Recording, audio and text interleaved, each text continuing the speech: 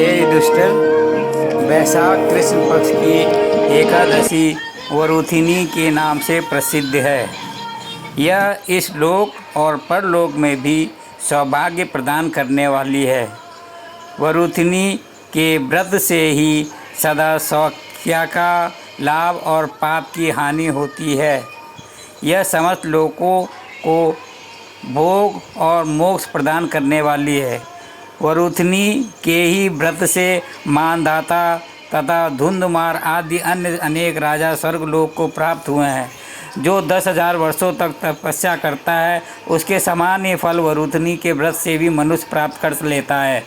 नृप श्रेष्ठ, घोड़े के दान से हाथी के दान श्रेष्ठ है। भूमि दान उससे भी बड़ा है। भूमि दान से भी अधिक महत्व तिल दान का है।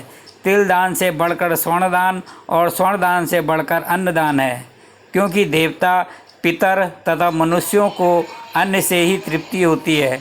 विद्वान पुरुषों ने कन्यादान को भी अन्नदान के समान ही माना है। कन्यादान के तुल्य ही धेनु का दान है। यह साक्षात भगवान का कथन है। ऊपर बताए हुए सब दानों से बड़ा विद्यादान है।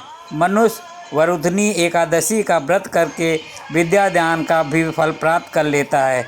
जो लोग पाप से मोहित होकर कन्या के धन से जीविका चलाते हैं, वे पुण्य का क्षय होने पर यातना में नरक में जाते हैं।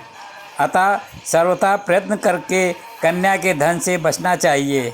उसे अपने काम में नहीं लाना चाहिए। जो अपनी शक्ति के अनुसार आभूषणों से विभूषित करके पवित्र भाव से कन्या का दान करता है, उसके पुण्य की संख्या बताने में चित्रगुप्त भी असमर्थ हैं। वरुथिनी एकादशी करके भी मनुष्य उसी के समान फल प्राप्त करता है। व्रत करने वाला वैष्णव पुरुष 10वीं तिथि को कांस, उड़द, मसूर, चना, कोदो, साग, मधु, दूसरे का अन्न, 2 बार भोजन तथा मैथुन, इन 10 वस्तुओं का परित्याग कर दे। एकादशी को जुआ खेलना, नींद लेना, पान खाना, दातून करना, दूसरे की निंदा करना, चुगली खाना, चोरी, हिंसा, मैथुन, क्रोध तथा असत्य भाषण, इन 11 बातों का त्याग दे।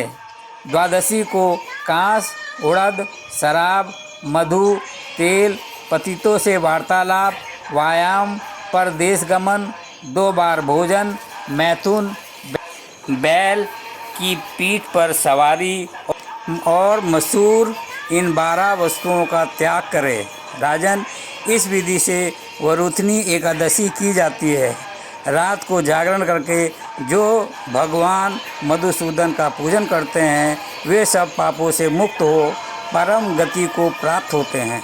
अतः पाप भीरु मनुष्यों को पूर्ण प्रयत्न करके इस एकादशी का व्रत करना चाहिए। यमराज से डरने वाला मनुष्य अवश्य वरुथिनी का व्रत करे। राजन, इसके पढ़ने और सुनने से सहस्त्र गोदान की फल मिलता है और मनुष्य सब पापों से मुक्त होकर विष्णु लोक में प्रतिष्ठित होता है। बोलो लक्ष्मी नारायण की जय। एकादशी की रात को मखाने की खीर खा सकते हैं।